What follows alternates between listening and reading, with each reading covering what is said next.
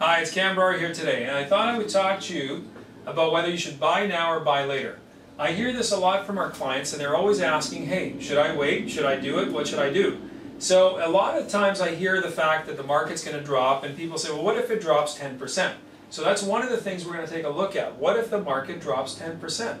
Is it worth buying now or buying later? Another question I'm often asked is to look into the crystal ball and see where rates are going to be. We all know that rates are at 65-year lows, so chances are they're only going upward. So let's assume, what if rates went up 1% by next year? So these are their premises, and we're going to look and see if they can help us make a decision on whether I buy now or buy later. Alright, what if you were looking at a condominium, and this condominium was $250,000 today. By the time you put your 5% down, add your CMHC fees, at a rate of 3.09% for 5 years, I have payments of $1,166. Now, flash forward a year, prices have dropped 10%, you've saved $25,000 on the purchase price, same number here, now you've got your CMHC, your down payment, $219,628, your payments are $1166.03. Cash flow wise, we're talking 13 cents a month difference. So for those of you who are really worried about payments, there's really no difference at all. Now, the big difference though is the end balance. At the end of 5 years, you owe $208,944 here, but you only owe $191,493 here.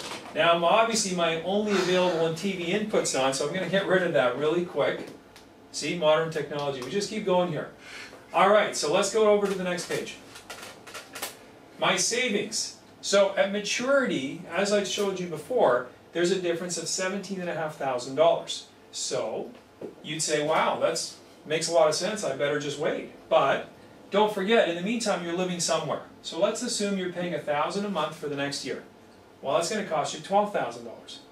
Now you're $5,400 ahead still by waiting. But don't forget, we still have our first-time new home buyers grant going on. Let's assume this property's brand new. You're getting another $10,000. So actually, by buying now as opposed to waiting, you'd be $4,500 ahead. So, you know, the numbers usually don't mislead you, and it's really a good way to figure it out and see if it makes sense for you.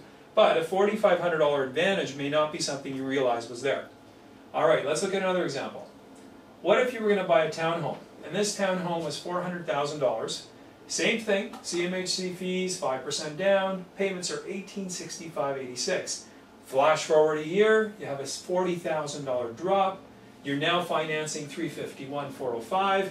Payments are within cents of each other, so again, cash flow, really no difference.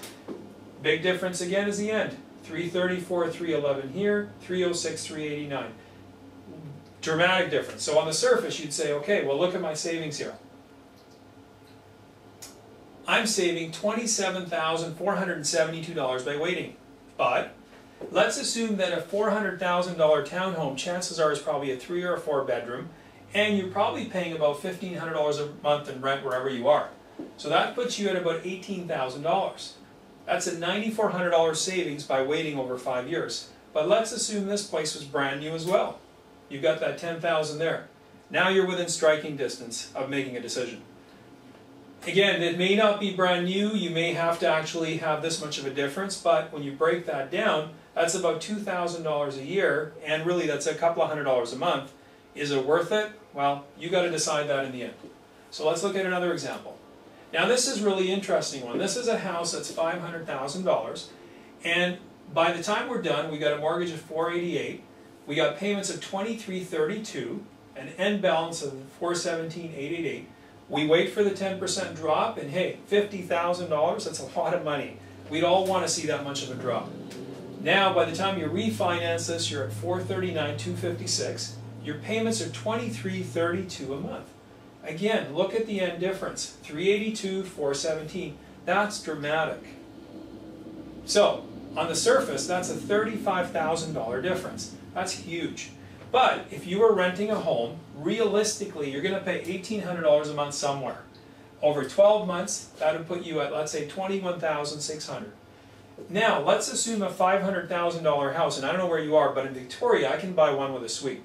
And if that suite generates me $1,000 a month over a year, I got another $12,000. Now I'm down to $1,300 difference. Let's assume this house is brand new, because I can get some in Victoria for that. $10,000 first-time home buyers, now I'm ahead. by buying today. Now, again, even without this, that difference isn't that dramatic. And now the rent may come in slightly less, you might be paying slightly different here, but what I really want you to see is that it really isn't that huge a difference when you actually compare. Now, do I know if rates are going to go up 1%? I have no idea. It might only go up 0.5, might go up 3/4, but the bottom line is that by waiting necessarily isn't going to give you the savings you think you're going to get. So, if you want answers, you want to look at a specific situation, what should you do? Give me a call. It's Cam the Mortgage Man. Give our Auxilium team a call. We'd be happy to help you out anytime, toll free. You can reach me. Hopefully I've been able to show you something new that you hadn't possibly considered. And again, if you've got a specific situation you need discussed, give us a call. We're here to help. Hopefully you learned something, and I'll see you the next time.